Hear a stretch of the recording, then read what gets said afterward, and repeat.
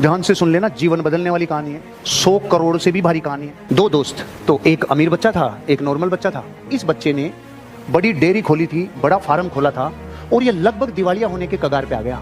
और इसका जो दोस्त था वो बड़े घर का बेटा था, मतलब एक तरीके से राजा का बेटा समझो।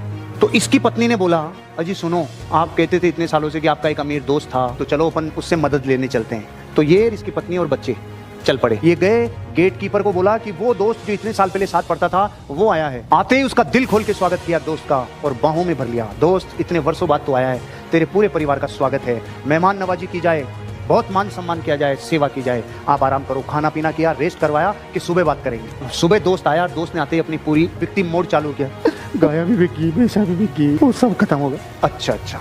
अब उसने मंत्री को आदेश दिया, मंत्री जी इनको एक बकरी दे दो। उस पति ने बोला, रे सुन राजा से यार, जो देव जो लेयर निकल जाए यार। बकरी लिए और निकल लिए। 2-5 दिन 10 दिन दूध पिलाया, बच्चे पल गए, 5-10 दिन 20 दिन 15 दिन हो गए और बकरी। तो जैसे बकरी मरी तो एक दिन तो पति पत्नी एक दूसरे की तरफ नहीं देखे, साला इतना बड़ा राजा मेरे को बकरी देके भेजा था, दिमाग खराब है यार तू। लेकिन 3-4 दिन बाद झाग आ गए वापस कि चलो चलते हैं, अब की बार देखते हैं, अब की बार थोड़ा सही देना चाहिए। वो गया, वैसे ही स्वागत हुआ, रात को विश्राम हुआ और सुबह 10:15 बजे वापस बकरी भी मर गई। राजा ने बोला, चिंता मत करो, बिल्कुल भी कोई चिंता करने की जरूरत नहीं है, मंत्री जी बकरी दे दो। अब राजा का आदेश कोई टाल सकता है क्या? शांति से बकरी लेके 5 दिन दूध पिए, 10 दिन दूध पिए, 15 दिन दूध पिए बकरी।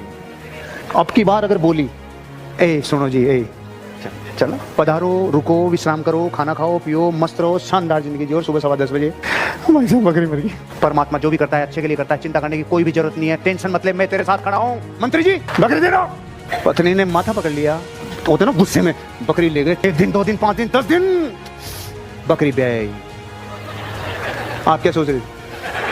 बकरी, एक बकरी और ले आई, और वो जो बकरी थी उसके भी बकरी, 4-5 बकरी हो गई। दूध मामला सेट हो गया, बच्चे पलने लगे और अब थोड़ा थोड़ा दूध बेचना शुरू कर दिया।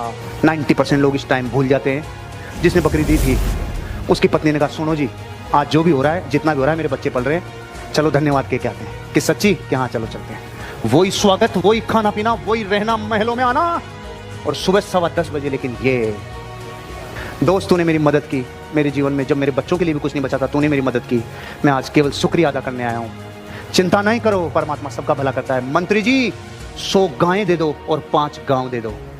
पत्नी ने कहा, रम मांगने आए थे तब दिया नहीं था, अब ये 5 गांव और 100 गायें दे रहा है। बस दोस्त, तुझे यही समझाना चाहता हूँ, मैं दे तो तुझे पूरा राज्य सकता था उस दिन, जिस दिन तेरे बच्चे भी नहीं पल रहे थे, पूरा राज्य भी दे देता ना, तेरा पूरा राज्य कोयला हो जाता मेरे लाला। मैंने तुझे सिर्फ इसलिए बकरी दी थी क्योंकि तेरी बकरी मरने का टाइम चल रहा था। अब तेरी बकरी ब्याई, तेरे लिए राज्य कुर्बान है, तेरे को भाग्य के लिए रोना नहीं है, तेरे साथ मैं खड़ा हूं।